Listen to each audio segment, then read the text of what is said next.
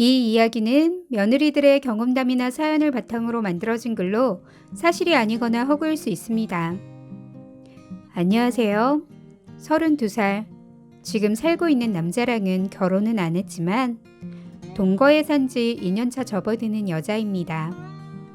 사실 제가 어린 나이에 결혼을 한 번 하고 이혼한 적이 있어서 다시 결혼하는 것도 무섭고 이 남자랑 좀 더 살아보고 결혼하려 했었는데 아직까지 혼인신고조차 못하고 그냥 살고 있습니다.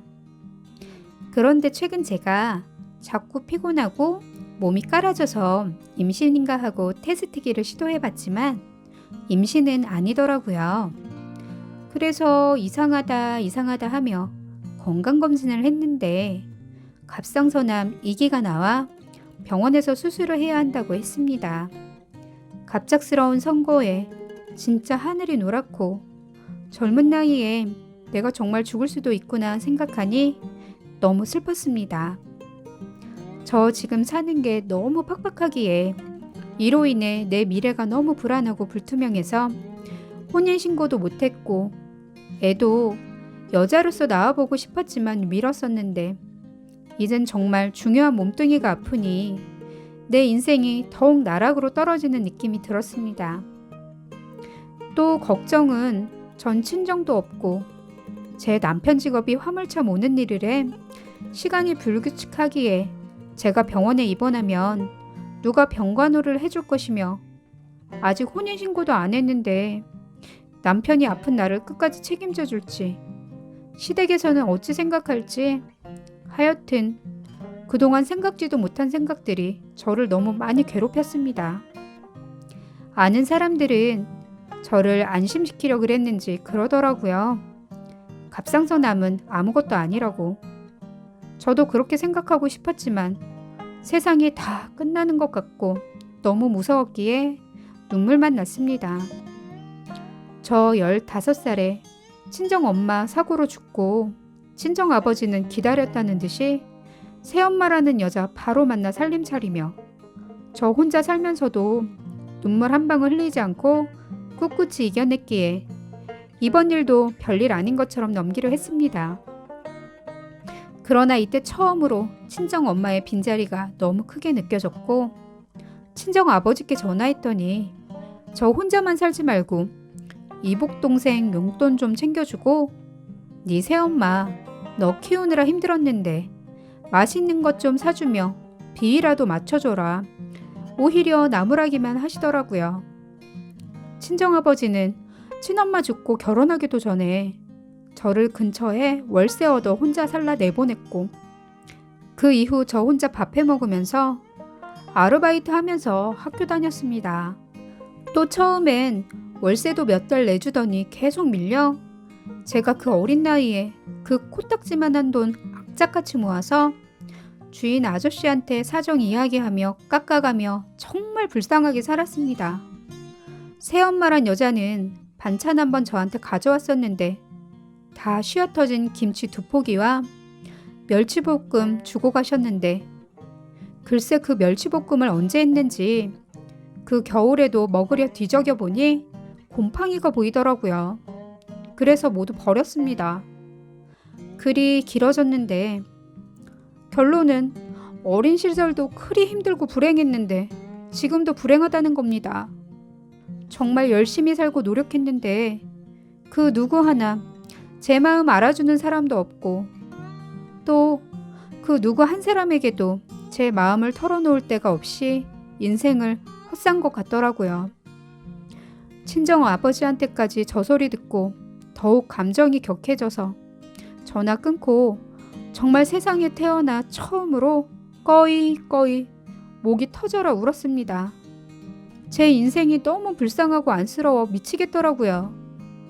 그래서 시골 사시는 시어머니께 전화를 드렸습니다. 흐르는 눈물 꾹 참고 잘 계시냐? 별일 없냐? 어색한 인사를 나누며 내 속마음을 털어놓으려 했는데 차마 아무 말도 못하고 몇 마디 더 하다 끊었습니다. 사실 제가 아무 말씀도 못 드린 건 저 남편이랑 처음 살면서 정식으로 인사 한번 갔었고 중간에 2번 정도 잠깐 다녀온 것밖에 없었습니다. 더욱이 전화도 오늘 처음이었기에 아무 말도 못 드린 거였습니다. 시어머니랑 전화 끊고 그렇게 꺼이 또 몇 시간을 온 것 같았습니다. 그리고 2주 뒤 수술날 남편은 회사에 지입으로 들어갔기에 개인적인 사정 때문에 시간을 뺄 수가 없어 저 혼자 수술실에 들어가기로 했습니다. 새벽부터 수술 시간 기다리면서 너무 무섭고 불안했는데 갑자기 병실 문 밖 저 멀리 시어머니가 오신 게 보이더라고요.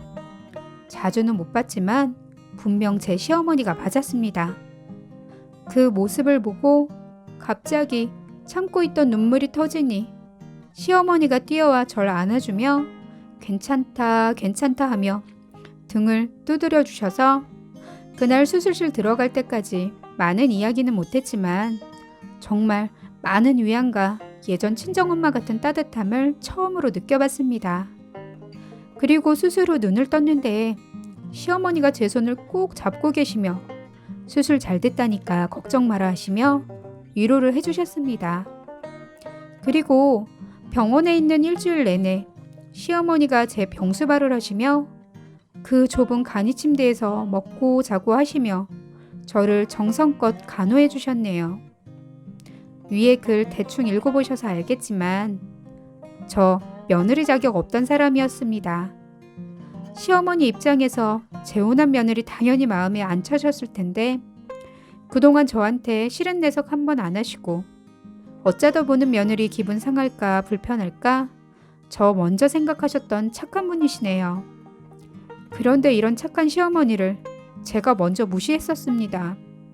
시댁 가보니 너무도 가난하고 초라하게 사시는 걸 보며 은연중 무시했고 연락도 않고 가지도 않으며 난 아직 결혼식도 혼인신고도 안 했으니 정식 며느리가 아니니까 아직은 나에게 시댁이 없으니 안 가도 된다 생각하며 그렇게 지금껏 그리 이기적으로 살았습니다.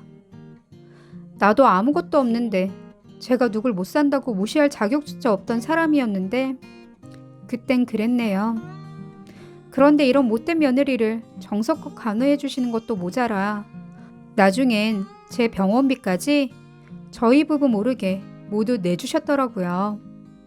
그래서 혼자 사시기도 힘든데 이 많은 돈이 어디서 났냐고 하니 세상에 하나밖에 없는 내 며느리가 아프다는데 없던 돈도 만들어 오는 게 부모인데 왜 없겠냐면서 네가 필요할 때 언제라도 또 줄 테니 돈 걱정은 하지 말고 몸부터 챙기라 하시네요. 그 말 듣고 진심으로 너무 감사했습니다. 저 입원해 있는 동안 친정아버지한테 나 암 걸려 수술했으니 혹시 시간 되시면 딸 얼굴 보러 오실 수 있냐고 했더니 친정아버지 왈 그럼 너 병원비 내고 보험금 좀 남았으면 그 돈 좀 아버지 본인한테 보내 자식 노릇을 하라고 하시네요.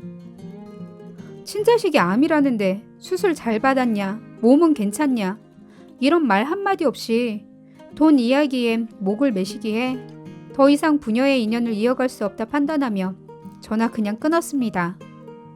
이렇게 친부모도 자식인 나를 버렸는데 오로지 아들 부인일 뿐인 사람한테 저리 마음을 써주고 본인은 거지 같고 다 쓰러지는 집에 못 먹고 못 살아도 평생 그 아끼고 아낀 돈을 며느리인 나를 자식이라 말씀하시며 그 피 같은 돈을 써주셨습니다. 사람이 진짜 어려움을 당했을 때 진짜 내 사람이 보인다고 했는데 진짜 보이더라고요. 제 시어머니가. 그래서 그 이후 제 남편 쉬는 날이면 무조건 시어머니 집에 맛있는 거 잔뜩 사가서 같이 밥도 해먹고 소소한 이야기를 나누며 웃으며 행복하게 잘 살고 있습니다. 시어머니 덕분에 지금 제 건강도 많이 좋아졌고 다시 웃음도 찾고 행복도 찾은 듯 합니다. 남편도 모르는 제 시크릿 비밀이 있는데 당장 하고 싶지만 지금은 날이 추워서 좀 따뜻해지는 봄이 오면 제 시어머니 집을 좀 고쳐드릴 생각입니다. 제 보험금으로요.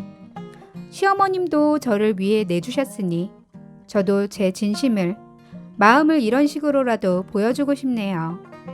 끝까지 들어주셔서 감사합니다.